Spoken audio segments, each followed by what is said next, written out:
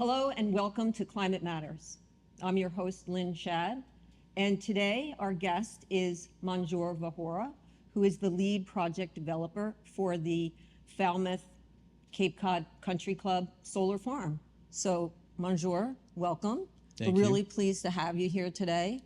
And it couldn't be, in some ways, better timed because after all this while, we actually now, as of last night, have an approval from the planning board. Isn't that right? Like the That's final right. approval of the conditions for the project to go forward. That's right, yeah. They did vote on it last night, but we're waiting for the final decision to be issued, hopefully early next week. Okay, so I was present for it yesterday, and explain to me why there had to have been an extension. Like, if they approved it last night, what was the reason for the extension to, I think, Friday, right? Right, so in our last meeting on the 24th, we had discussed with the planning board extending the date to the end of this week so that we could have this final meeting. And then that just extends the timeline for them to kind of stay within their bounds of the bylaw to be able to approve and issue a decision. Okay, so it is official as of yesterday or official as of this Friday? It'll be official as of when they sign the They have approval to document. sign Yeah. approval documents, okay.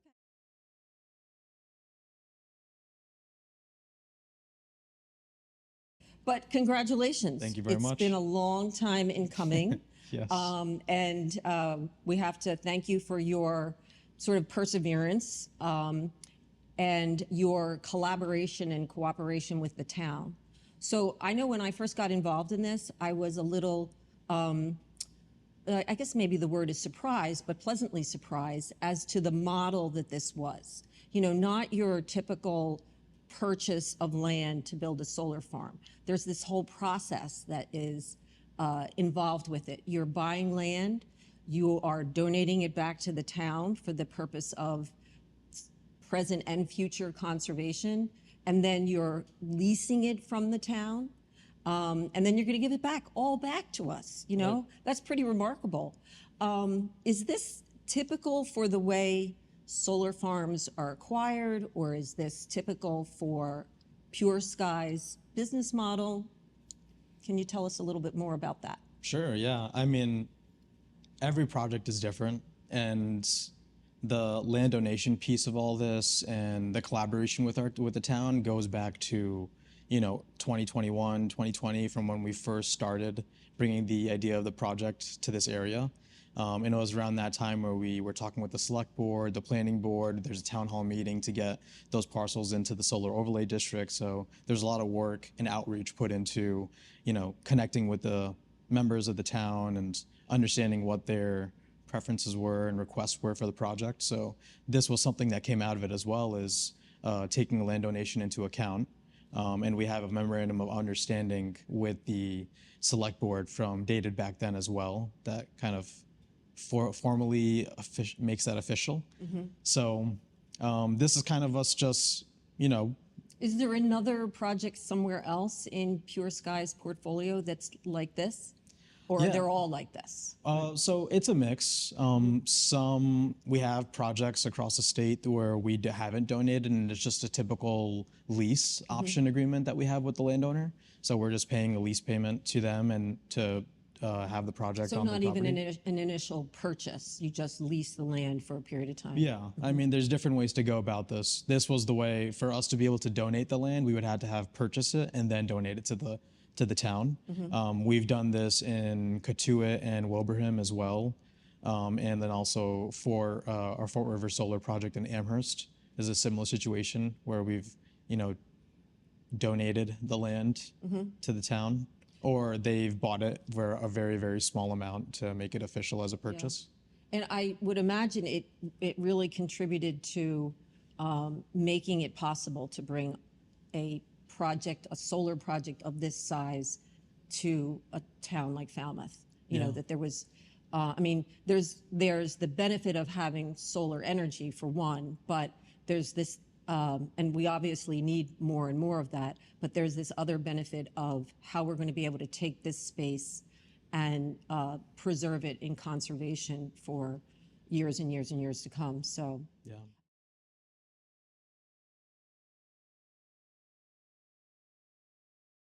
how does it make money for a PureSky? Like, how does it work?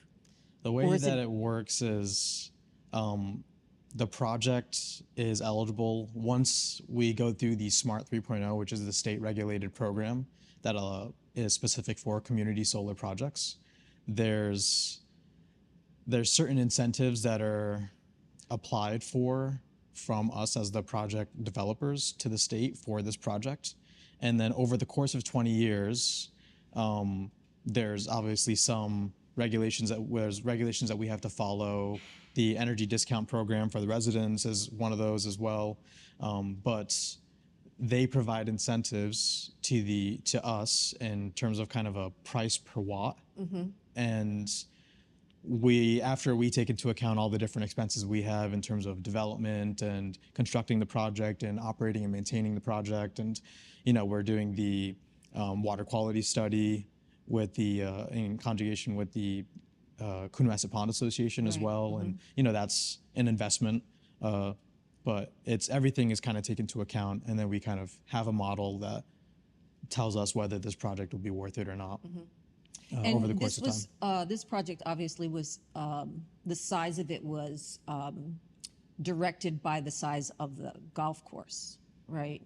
Yeah. Yeah. So at some point, you were able to do whatever the metrics are to figure out that this size solar farm was going to work, was going to, be a meaningful and good project for PureSky as well, right?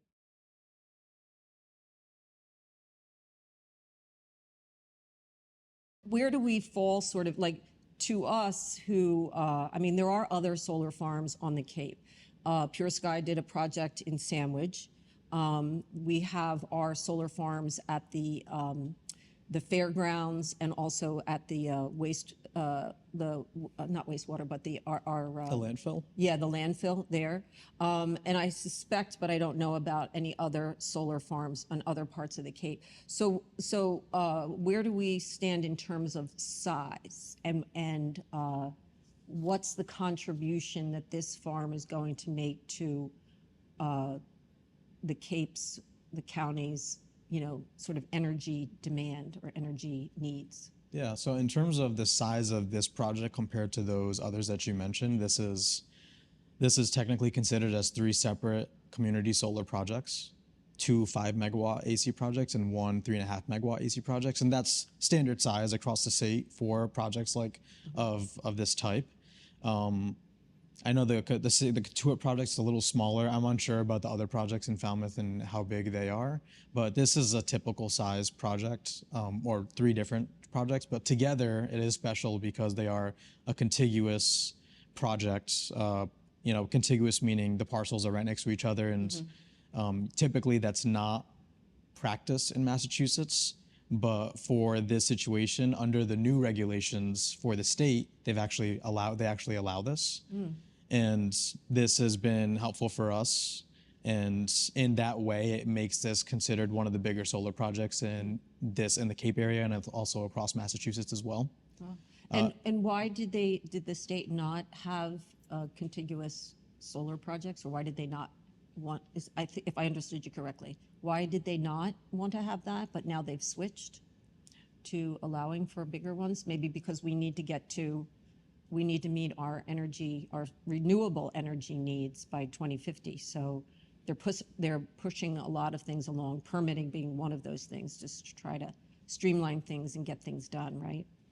Yeah, I think so. Previously, it wasn't that they didn't allow them together. There had to be a gap of time between one project and the other projects. Oh, I see. So one project would have to be constructed, and then after, I think it was a year and a half, the other projects could also be constructed, or as long as whatever was contiguous with each other, so that there's a gap and not a lot of. I mean, I don't understand exactly the reasoning behind why that was in place. That was for Smart 2.0, and I also don't really understand why it was positioned over to how it is now.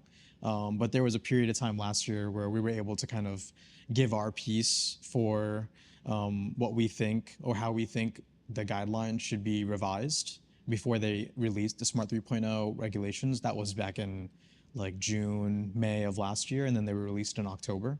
And I think as a part of that, we were able to have them include that golf courses are considered pre-developed land. And that helps us in our kind of case to build a case of why a site like this is also more appropriate than maybe the other sites in the state where they're heavily forested, and there's Yeah. always a concern with that, and it's very Yeah, solar does take a lot of land. That's Yeah. been one of the sort of drawbacks to further development of it. And on the Cape, we just don't have a lot of open space, you know? Yeah. You've come across that. Yeah. Sure.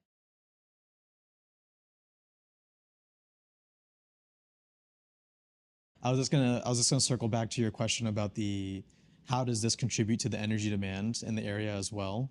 Um, I took a look into that, and I think a project like this in total is about 29,000 megawatt hours over the course of a year, and that contributes to about 7% of the county's Barnstable County's energy demand Per year?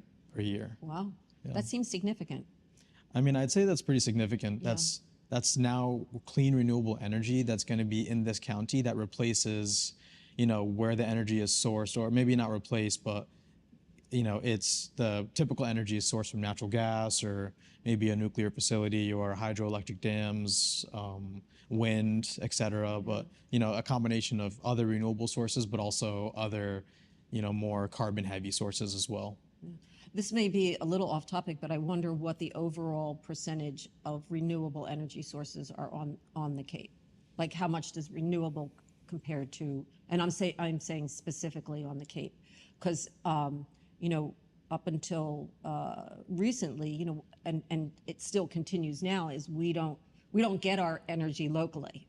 We have to go, like many things, have to go off Cape, right? Including energy, which adds to the expense of it because it has to be shipped in, and it probably has to pay taxes for this, that, and the other thing. Right. So this is going to be, this is actually going to help a lot as far as that's concerned.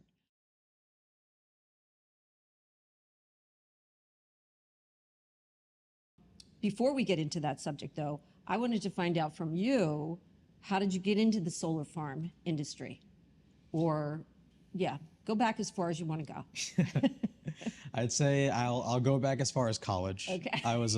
I graduated as an engineer, material science engineer, and in my time at college, I lived on a farm for a year on my last year of college as a student farmer, and I was also working as a lab assistant at the Center of Clean Energy Engineering at UConn, focusing on fuel cell research. But a lot of that was kind of sparked from my passion of renewable energy, regenerative agriculture, and how maybe Good topic. where there is kind of a mix in between, and how you can leverage both. These are both like very necessary things that we need for our future to be clean and more longer lasting, because of the, climate change is a very real thing. Right. And its impacts, we see it more and more every year. But it starts there. Then post-college, I didn't actually get straight into the renewable energy sector. I was in biotech, I was in real estate for some time. In the real estate time, I was able to kind of build my skills around the origination and understanding how different sites match our own kind of models. And then that led into my first role in the solar industry, which was with a company in Connecticut, where I focused on the origination of sites to be able to develop community solar projects. And a lot of my focus was finding projects in Massachusetts. And what I found, which kind of also is a little bit of an explanation of why it's a little bit difficult to find projects in the Cape, for example, and across Massachusetts, is there's a lot of different factors that you have to take into when looking at a project, looking for a project space, and understanding whether it would be a good fit. I mean, on one end, there's individual company financial feasibility and what they can afford based on the size of the project. Then there's the state incentives. There's then land-specific factors like slope and how much trees there are, and the grid availability. That's a big thing. What the timeline is to get through studies with the grid, how much that costs. So these are all kind of the different factors that limit how much space there is in a particular area and whether you can find a feasible project area.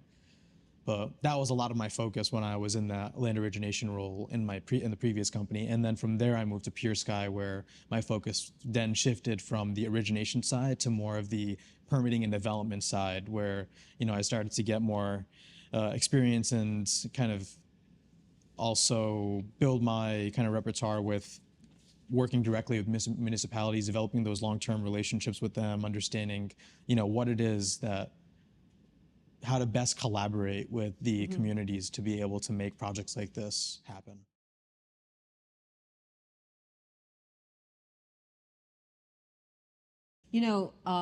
I really felt like this was a collaborative effort.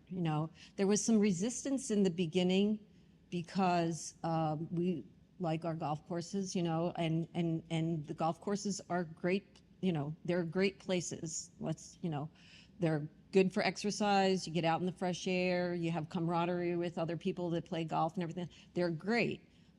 They also have their challenges to nature, with regards to taking down, treat areas, the chemicals that are used, all the water that is needed to keep the grounds green and stuff like that. But the effort from PureSky, and maybe because I was looking for it, I don't know, but it just seemed like you wanted to come in here and truly make this a collaboration between the town and PureSky. And with all the meetings that you attended, prepared for, questions that were answered, conditions that were set, or at least proposed that we wanted you to meet.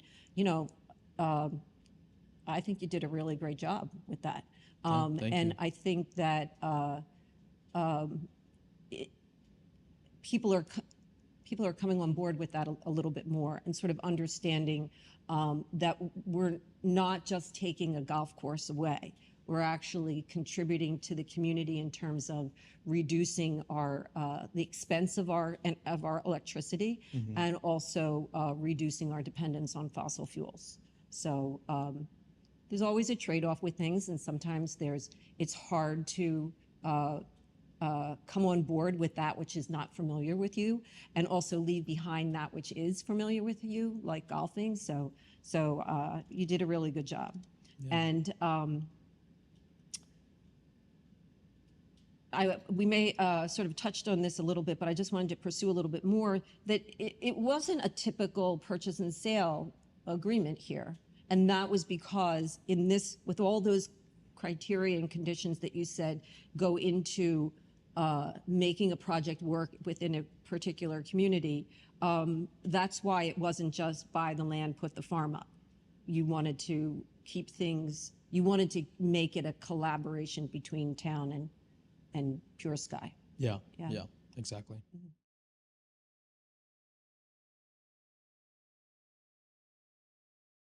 The other thing that I also applaud PureSky on is their attention to the environment.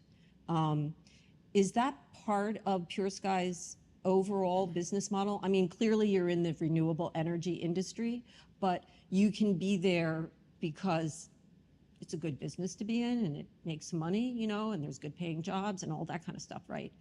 Or you can have a more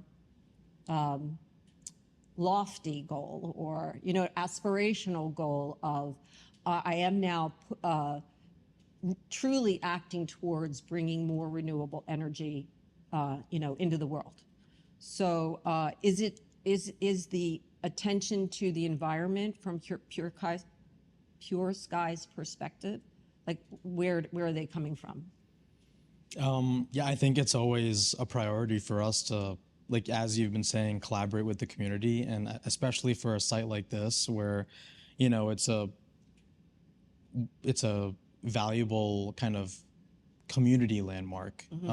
There's walking trails, there's the golf course itself, and some things you can't, we can't give back. We can make another golf course, but what we've done is try our best to establish walking trails. Part of the conditions is to relocate the memorial benches for those who have been that have been established on the site. The sledding hill and maintaining that as well. Like there's a lot of what we try to do to. And it's all around collaborating with the town and what are their needs and what are their requests and what's important to the community. That's always, the first and foremost way for us, for I think any developer to be able to have a project succeed in a particular area. Because we don't just develop the projects and let them go to another developer. We're there from the beginning, from soup to nuts, from the beginning of when we find the project, but then all the way through to developing these relationships with the town, and then also operating, maintaining them. So we're going to be long-term partners with the residents, with the town, and with the utility as well. So, establishing that relationship, understanding what's important to the surrounding area, depending on the particular project, is always of utmost importance to us. What did you find? Did you find the site particularly challenging? Like when I think of the size of this project, part of your conditions that you're bringing forward are to really be mindful and attention to keeping it obscured from like neighbors and from the road and that sort of thing, like really sort of covering it up.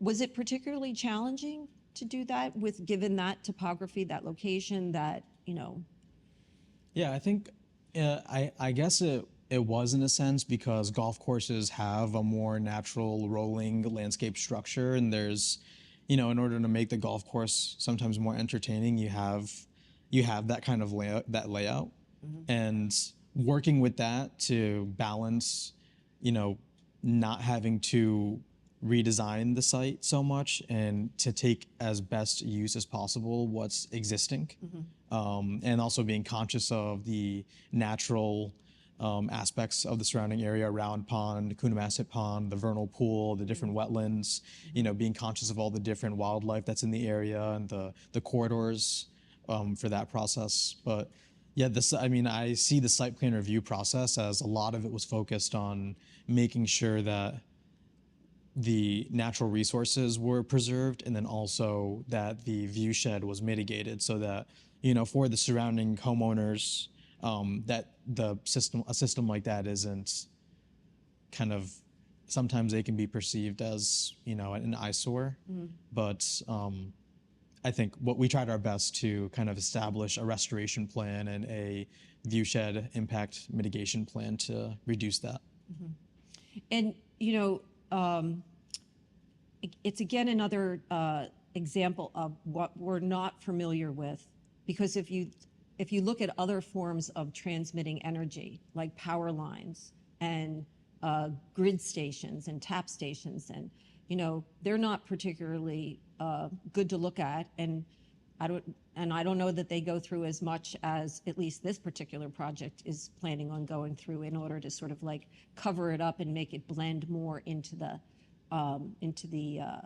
surroundings, but we've gotten used to them, right? We know they're a matter of course, and so this is one more step forward to making solar farms a matter of course, along with other forms of renewable energy. At least let's hope, right? Definitely.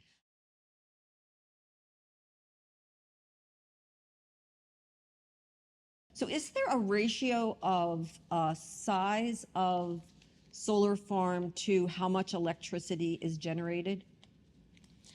It's not a formula, unfortunately. It's You like, build it and then this is how much you figure out you're generating, or? it's dependent on the yield of a particular project, and yield is determined with, different factors like how wide the panels are spaced and what kind of panels you're using and how many panels there are. So a system that could be rated at like a 5 megawatt AC could also provide 10,000 megawatts DC. But you can optimize the site to be able so that it's not as much DC and it's maybe 7 megawatts DC. So that then affects the yield of the project, and that yield then relates to how much power it's producing every year, which kind of plays into the formula of how many homes it could power. So for this project, we're in total, it's hypothetically it could power 22 homes, but based on the offtake structure, 2,200 homes. Sorry, based on the offtake structure, there's 50% that's specifically dedicated to the mass market residents.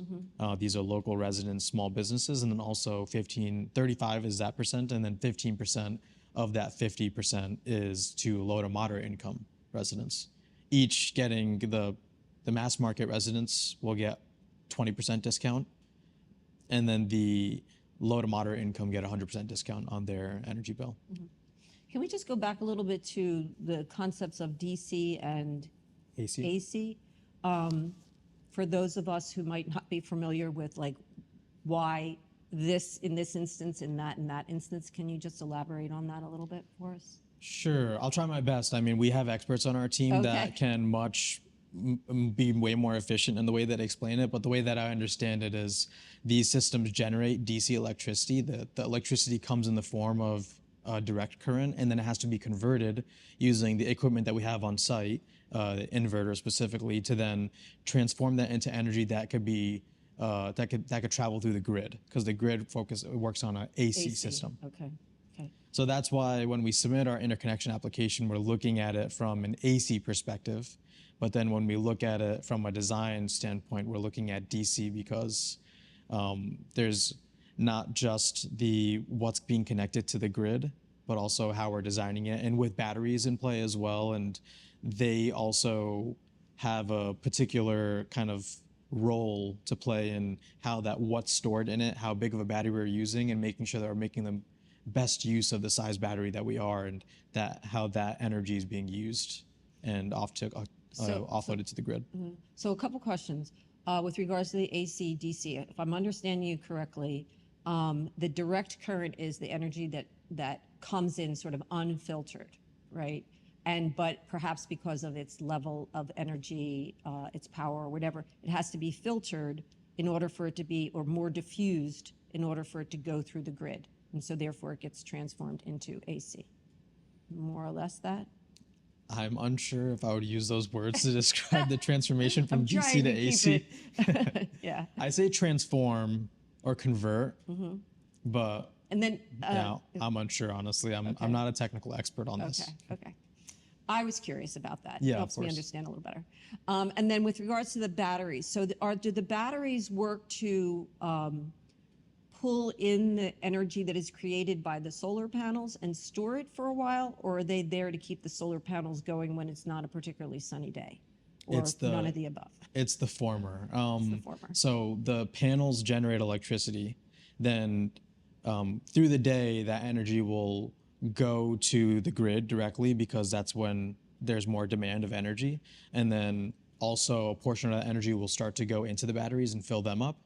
And then there's a schedule in which the batteries offload to be able to help at non-peak times, so like nighttime, where the generation from the solar isn't active or as active, and then there's you use the generation from the stored energy in the battery to be able to provide energy to the an area. To keep the energy consistent. To keep the energy more consistent, and this helps consistently available. This can help in stabilizing some energy prices in a particular area, because it helps kind of relieve that the need to have to buy that energy at the rate that the market is offering at nighttime, when it could be more expensive and less available.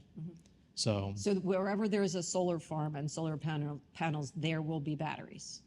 In Massachusetts, for the size of the systems that we have, yes. Some states don't require it, though. Some states it's just solar. Just solar. Okay. How much of this electricity that's being generated is going to stay right here in Falmouth or the Cape?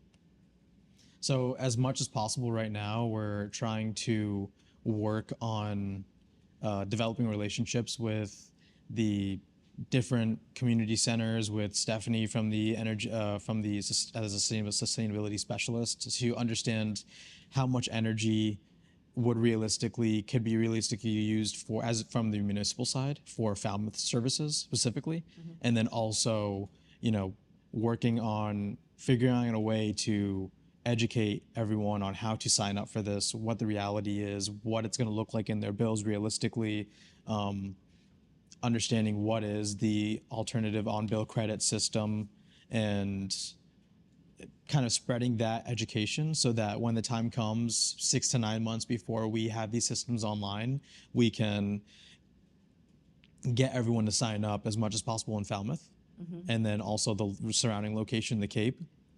But all across Eversource, if you're an Eversource customer on the east side of Massachusetts, you could sign up for this to participate in the system. It just seems like, so 1,100, the expectation is that these particular discounted rates would be available to 1,100 homes, right?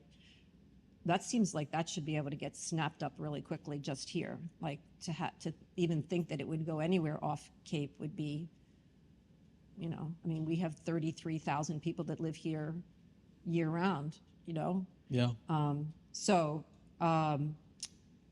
I mean, we hope so too. But Yeah. also on that note, this isn't the only, we have other projects across Massachusetts. We have projects in National Grid. We have projects in the western side of Massachusetts where every year or frequently there's turnaround in who subscribe to the project, because there isn't a cost to sign up for it, and there isn't a cost to opt out. So, if you or anyone else wanted to be able to maximize the discount of their energy right now, you could definitely reach out to PureSky. As of right now, we could see if there's availability with any of our other products that we have. Oh, wow. Yeah, and it's the same program as well. So if you're a mass market customer, you can get 20% discount. It's good to know. Good to know. We'll explore that more as Yeah. we get closer to well, actually, we don't have to get even closer, but hopefully people heard that. Yeah. And they can reach out to PureSky. So let's talk a little bit more about the discount program with regards to, so you're saying that there's going to be specific rates offered to low-income homes as well as moderate homes, and then also, so there's a portion going to that group, and then there's a portion going out to what's called mass market residents, which have no qualifying economic characteristics. Is that That's right. correct? And then I think you mentioned something just a little earlier here about the municipalities. So are our municipal buildings here in Falmouth going to be able to take advantage of these discounted rates? And those municipal buildings are automatically guaranteed to get into these rates as a result of this? So that's something that we're still currently discussing as we're discussing the pilot program, the land donation and land lease pieces of this of the project. But also that's a part of the discussion. Stephanie is a part of that. Peter Johnson Staub from the select board, the assistant town manager, is also a part of that conversation too. And we haven't determined exactly what portion of the project's output is going to would be utilized by the town. But yeah, I mean, we're definitely open to exploring that and, providing a discount on the energy. That would be wonderful for the town, But we also understand the town has plans in the future for maybe to participate in other programs. You also have solar projects in the area as well. So being very strategic and particular about the offtake and where you get your energy from. I think it's really smart, and I admire it from the officials in the town. It sounds like it's good to have choices, because Yes. then that creates competition, which helps drive down the prices, right? Yeah. What are off-taker solar credits? What is that? I'm not familiar with that term. So it's officially called alternate on-bill credits. That's just how the state has identified them. And what it is basically, I mean, we also have a team specifically that could explain this in much more detail than I could. But the way that I understand it is if you have an electric bill from Eversource, you'll get 2 bills as of right now if you were participating in this program. And one bill would be your electric bill, and the other bill would be something from us. and the amount that that would be on our bill would be about 80% from what's on your electric bill. So we'd take care of 20%, and you would then pay us the rest of the 80%. To then that makes up 100% of your electric bill. I think that's a simpler way to put it than what it actually is technically. But that is, I think that's how I would describe the credit system. And could you tell us again what that the proportion of discount the different groups are going to get? Sure. Yeah. Well, for the municipal side, there isn't a set discount. We're working at 10%, I think, right now. But we'll see how that develops in the future. Because for that 50% of the offtake, there isn't a minimum discount because those are larger organizations. But for mass market subscribers like small businesses, small nonprofits, and small residents in the area, that's a minimum of 20%. And then for the low to moderate income folks, who are typically, those who are eligible for SNAP or any other state programs or local programs, though, that's 100%. Oh. And is there income verification required for that? We have a team that knows a lot more about this. Okay. I would say Fair yes. Fair enough. There's probably some documentation that they have to provide, and Yeah. we'd love to be able to work with the community service center to help establish a system and bring together the people in need in this area in Falmouth to be able to help them sign up for this. Yeah. And this is also the supply portion of it. The what is it, distribution, and is separate from that. That sort of Eversource kind of determines that, and it's not changeable. Is that right? Or, Actually, it's everything on the bill. oh, everything on the bill, not just the supply. Everything on the bill that comes from Eversource. Oh wow, good.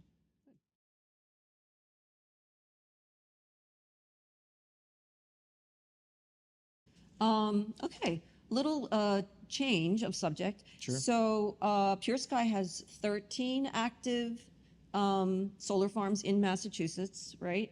And and I know this has come up over the course of several meetings and public meetings, has there been any incidents of fires or groundwater contamination? And if so, how has PureSky handled those things?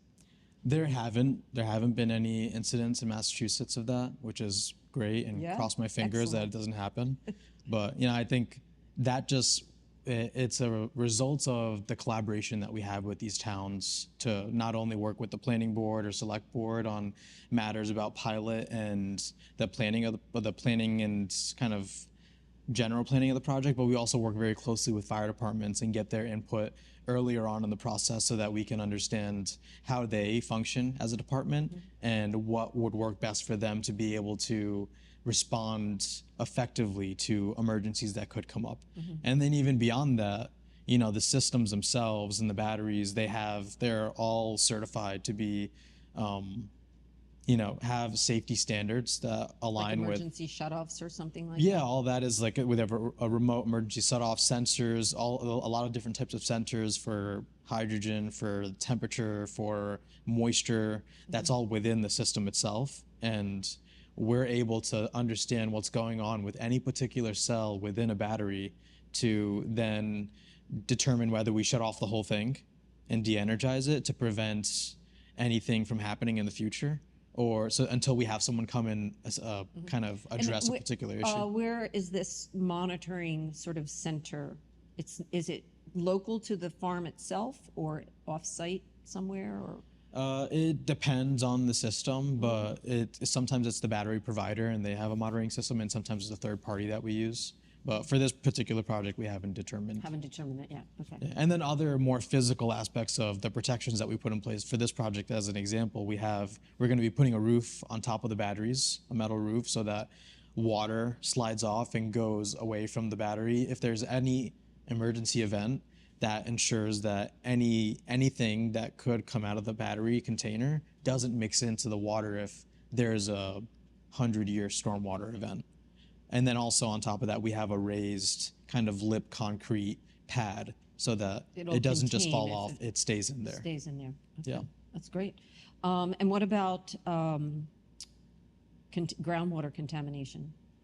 I think that's pretty minimal if it exists at all, right? With regards to batteries? Yeah, for our projects in Massachusetts, there haven't been any issues with groundwater contamination or even the solar panels. But yeah, I mean, there have been studies. I don't recall the names of the organizations exactly, but they've done studies of, as a result of, because there have been battery storage and battery energy storage fires across the United States. That's, I mean, something that has been pointed out by the diligent residents of Falmouth and other towns. And none of those projects have been ours. And you know, there have been particular situations for those projects which have cause those events, and every event is different. But what the studies have shown is that the off-gassing that happens with those projects and the materials that come out of it don't contaminate the soil. There has been minimal contamination, and that the off-gassing doesn't, it's not a long-lasting effect. It just goes away after the event is complete. And there's no runoff from the panels themselves that would potentially wash into Coonamessett Pond or contaminate it. No. So the expectation is you're going to be doing water quality monitoring over the course of 10 years. 10 years. And we're probably going to see the quality of Coonamessett Pond get quite good compared Hopefully. to what it is now. So that's excellent, excellent. Another little potential contaminant that was raised was hydrogen cyanide from battery fires. And that's I just, guess that's, if there's not that many battery fires, it's not that much of an issue. But is that sometimes an off product of a battery fire? And what's the environmental and physical concerns? they're referring to the off-gassing that happens, because when a battery fire happens, it's not, there aren't sparks flying. It's the gel material that is the contents of the battery starts to liquefy, and then in that chemical reaction process, there is off-gassing that happens. Okay.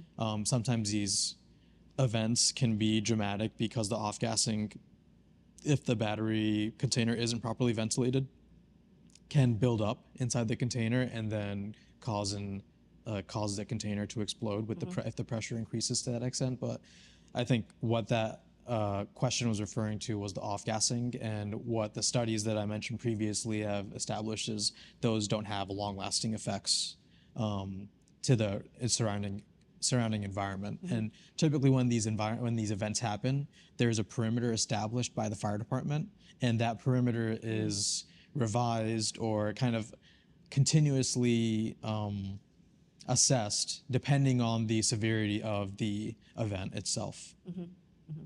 But the good news is that the battery fires don't happen very often. That's and right. have not happened with PureSky. They have not happened with PureSky. Okay.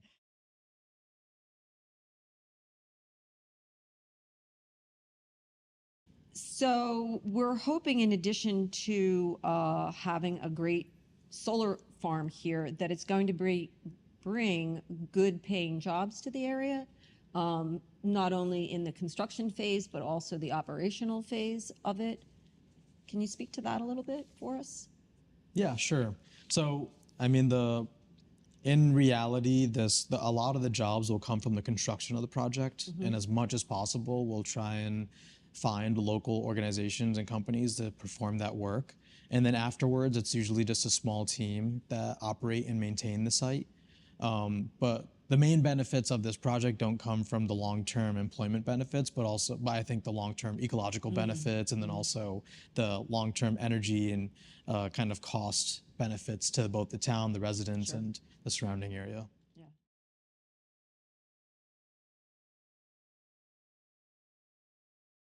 Is there some direction coming from the state to develop more solar farms?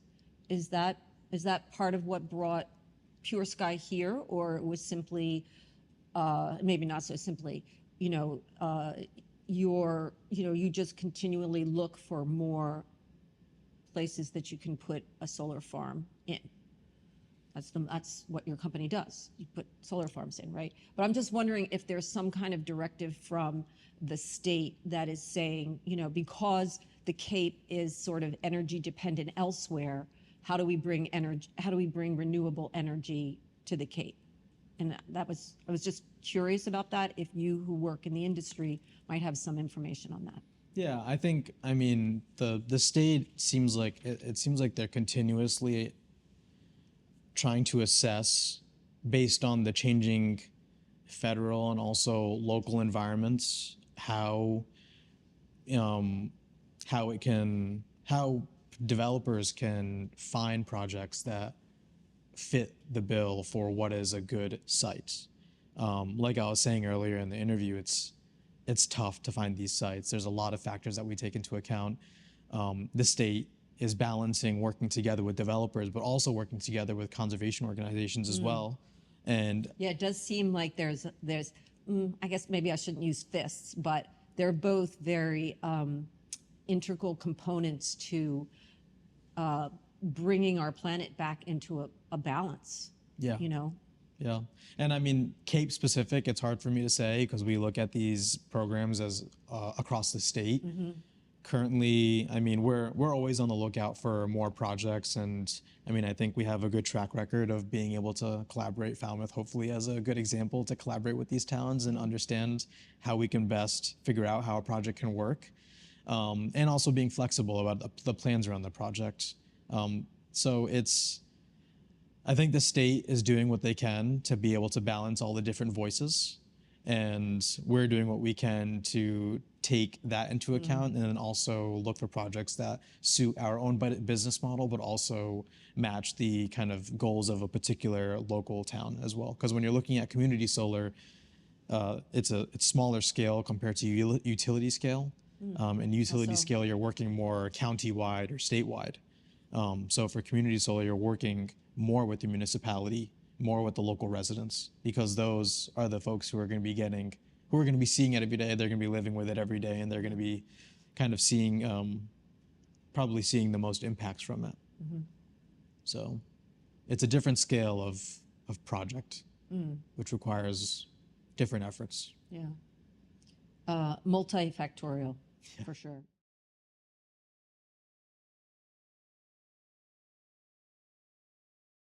On that note, what do you see as the future of renewable energy, given our sort of current climate of there is no such thing as climate change? And Yeah, I mean, I think as a part of this master's program that I've been a part of, I've learned a lot about different technologies that are being developed. I mean, even on the battery storage side, there's solid state ion batteries, there's sodium ion batteries, and each have their kind of pros and cons compared to lithium ion. But I think there's a positive trend of being able to make more efficient technology. And not even just for battery storage or for solar. Every day, solar is becoming, you have panels that are the same size that are able to kind of generate more power. I mean, we're looking at this project maybe 3 years ago, and we're looking at maybe 400 kilowatt panels or 400 watt panels, but now we're in the 500s. So, I mean, I'm assuming that number is going to go up. There's bifacial panels now too, so that the solar panels aren't just getting energy from one side, but wow. the sun goes through, provides sunlight for whatever habitat's underneath, bounces back, and then hits panels on the backside as well, so it makes it more efficient. And then there's technology like wind, where there's the typical windmills, but then there's also technology where they're going to have, I mean, maybe China's been doing this or other countries, but windmills that go higher in the elevation in the atmosphere because the wind speeds are higher and they're able to generate more I can't electricity. imagine that. Why wouldn't it just be like a satellite up there that could do it? It's basically a satellite, but for wind. Yeah.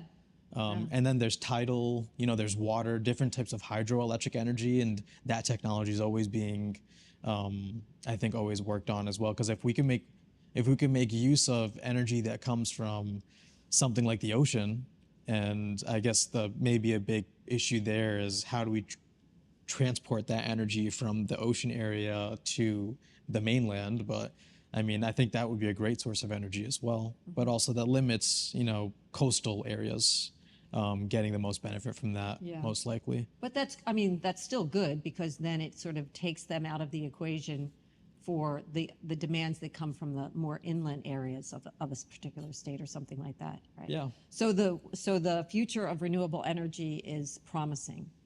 I would say so. And exciting. So you're in a good field, in a really good field.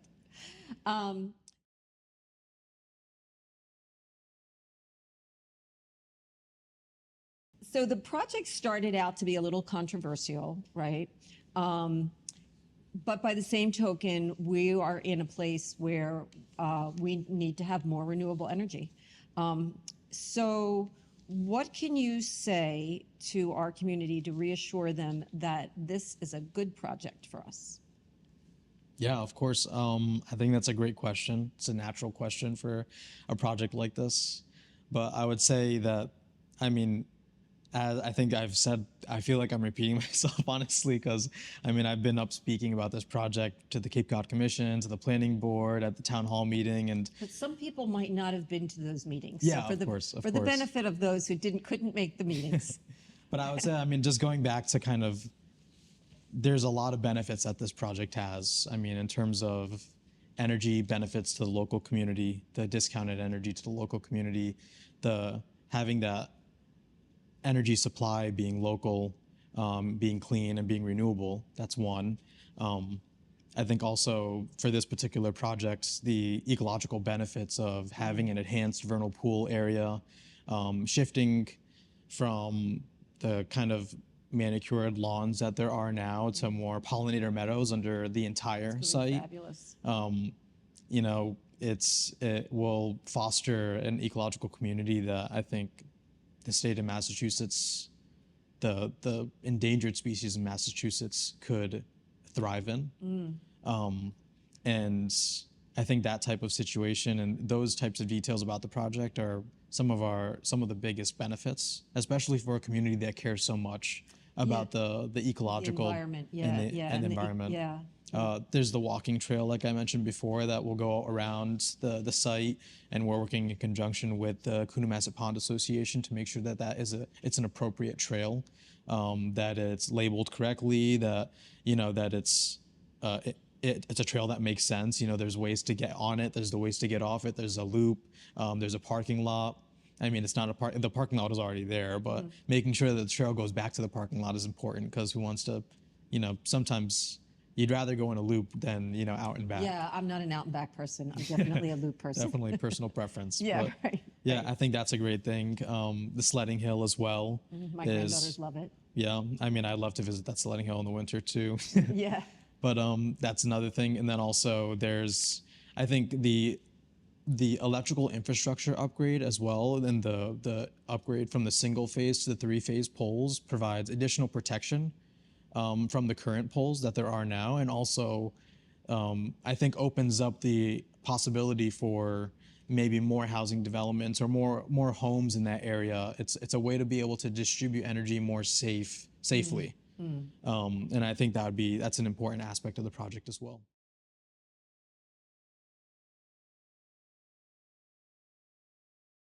Well, these are all really, really, really good and really positive things, and we're so glad that you're bringing them here to Falmouth for us. Yeah, of and course. We're looking forward to the further progress of it. You'll keep us informed all along the way, right? We will. Okay. Well, Manjoor, thank you so much. I really appreciate your time Of course. with us here today. Thank you so much. Thank you for coming and providing us with all this great information. And for those of you watching here at Climate Matters, thank you so much. We hope that this was an informative program for you and that you're looking forward to the solar farm as much as we are. So thanks again for joining us, and take good care.